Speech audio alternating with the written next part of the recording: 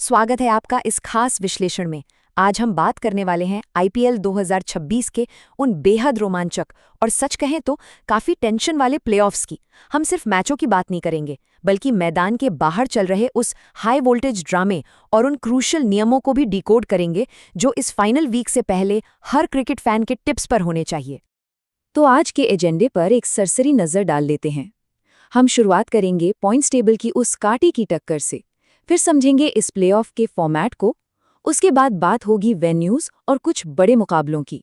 साथ ही मैदान के बाहर हुए उस अप्रत्याशित विवाद पर भी नजर डालेंगे और आखिर में बात करेंगे बारिश से जुड़े उन नियमों की जो पूरा गेम पलट सकते हैं।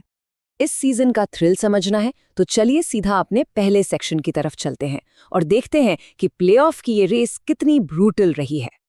अब जरा इन टॉप 3 टीमों के दबदबे को देखिए। आरसीबी, गुजरात टाइटंस और सनराइजर्स हैदराबाद, ये तीनों ही टीमें 18-18 पॉइंट्स पर आके अटक गईं, मतलब एकदम नेक टू नेक फाइट। लेकिन बेंगलुरु ने सिर्फ और सिर्फ अपने शानदार नेट रन रेट के दम पर टेबल में टॉप पोजीशन हासिल कर ली। और हाँ, भले ही पंजाब किंग्स ने आखिर तक उम्मीदें नहीं छोड़ी थी, लेकिन राजस्थान रॉयल्स ने सही वक्त पर गियर बदला। मुंबई इंडियंस को हराकर उन्होंने अपना 16वां पॉइंट सिक्योर कर लिया और नेट रन रेट की उस पूरी सिरदर्दी से बचते हुए चौथी पोजीशन पर अपनी जगह पक्की कर ली। अब बात करते हैं प्लेऑफ के फॉर्मेट की। आईपीएल की एक बात जो बहुत ही दिलचस्प है वो ये कि यहाँ कंसिस्टेंसी का असली इनाम मिलता है। चलिए इसे समझते हैं। आरसीबी और गुजरात टाइटंस ने टॉप 2 में रहकर एक बहुत बड़ा एडवांटेज कमाया है। क्वालिफायर 1 में उनके पास एक तरह का सेफ्टी नेट है। अगर एक मैच हार भी गए तो दूसरा मौका मिलेगा। लेकिन वहीं तीसरे और चौथे नंबर की टीमों यानी हैदराबाद और राजस्थान के लिए कोई दूसरी लाइफ नहीं है। उनका मैच सीधा सडन डेथ है, हारे और आप टूर्नामेंट से बाहर। तो बेसिकली क्वालिफायर 2 एक ब्रिज की तरह काम करता है। ये एलिमिनेटर जीतने वाली टीम को एक आखिरी मौका देता है कि वो क्वालिफायर 1 में हारने वाली टीम से भिड़े और ग्रैंड फिनाले का टिकट कटवा ले। फॉर्मेट तो क्लियर हो गया, अब देखते हैं कि ये हाई स्टेक्स बैटल्स आखिर कब और कहां लड़े जाएंगे। ये शेड्यूल लिटरली एक रोलर कोस्टर है। टूर्नामेंट सीधा धर्मशाला के पहाड़ों से शुरू होकर न्यू चंडीगढ़ के मैदानों तक आएगा और फिर इसका ग्रैंड फिनाले होगा अहमदाबाद के भव्य नरेंद्र मोदी स्टेडियम में।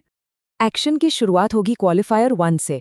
एक तरफ है डिफेंडिंग चैंपियन आरसीबी और दूसरी तरफ है बेहद खतरनाक गुजरात टाइटंस। आपको याद ही होगा पिछली बार जब ये दोनों भिड़े थे तो गुजरात ने आरसीबी को सिर्फ 155 रन पर रोककर उनका दम घोंट दिया था। पहाड़ों के बीच ये मैच एक एब्सोल्यूट ब्लॉकबस्टर होने वाला है। और सच मानिए, धर्मशाला जैसा ग्राउंड कहीं और नहीं है। ऊंचाई की वजह से हवा पतली होती है तो गेंद बल्ले से लगकर बहुत तेज बाउंड्री के पार जाती है। मतलब बल्लेबाजों के लिए तो ये जन्नत है। लेकिन रुको, शाम होते ही यहाँ जो भारी ओस गिरती है और पिच से जो तेज गेंदबाजों को मदद मिलती है वो दोनों टीमों का कड़ा इम्तिहान लेगी। इस मैच में अगर किसी एक राइवलरी पर नजर रखनी है तो वो है आरसीबी के purple cap holder Bhuvneshwar Kumar versus Gujarat के बैटिंग एंकर साई सुदर्शन। एक तरफ भुवी की कातिलाना स्विंग होगी और दूसरी तरफ साई सुदर्शन की वो स्टेबिलिटी जिन्होंने इसी सीजन आरसीबी के खिलाफ एक शानदार शतक भी जड़ा था। उधर दूसरी तरफ न्यू चंडीगढ़ में सनराइजर्स हैदराबाद और राजस्थान रॉयल्स एलिमिनेटर में भिड़ेंगे। ये मैच एक प्रॉपर थ्रिलर होने वाला है क्योंकि जो भी टीम यहाँ चूकी उसका सफर वहीं खत्म हो जाएगा। लेकिन रुकिए, मैदान के अंदर जो हो रहा है वो तो सिर्फ पिक्चर का एक हिस्सा है। मैदान के बाहर की पॉलिटिक्स ने टूर्नामेंट के इस क्लाइमैक्स को पूरी तरह घुमाकर रख दिया है। आइए इस ड्रामे को समझते हैं। आपके दिमाग में भी ये सवाल जरूर आया होगा कि भाई आरसीबी जब मौजूदा चैंपियन है तो उनसे उनके होम ग्राउंड यानी बेंगलुरु में फाइनल की मेजबानी क्यों छीन ली गई। जो रिपोर्ट सामने आई है उनके मुताबिक ये पूरा विवाद तब शुरू हुआ जब कर्नाटक के राजनेताओं ने कथित तौर पर विधायकों और सांसदों के लिए फ्री वीआईपी टिकट्स की डिमांड कर दी। लेकिन बीसीसीआई और फ्रेंचाइजी ने इस मांग को मानने से साफ इनकार कर दिया और इसी का नतीजा हुआ कि फाइनल को अहमदाबाद शिफ्ट करना पड़ा। इस पर बीसीसीआई ने एक बहुत ही नपी तुली स्टेटमेंट दी।